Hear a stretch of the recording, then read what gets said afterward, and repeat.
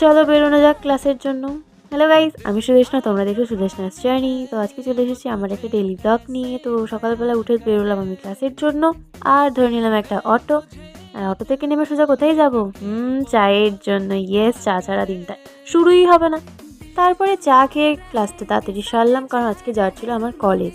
কারণ কি, আমার বান্ধবী আমাকে বলেছিল আজকে যদি আমি কলেজ যাই সে তার নিজের একটা পরিচয় দেবে, আর সেটা হলো এটাই।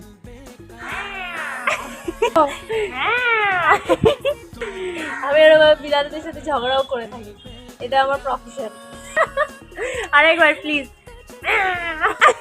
তো অনেক আড্ডা মেরে ওর সাথে অনেক কথা বলে, ওর কথা অনেক শুনে আমরা করে নিলাম কিছু শ্যুট।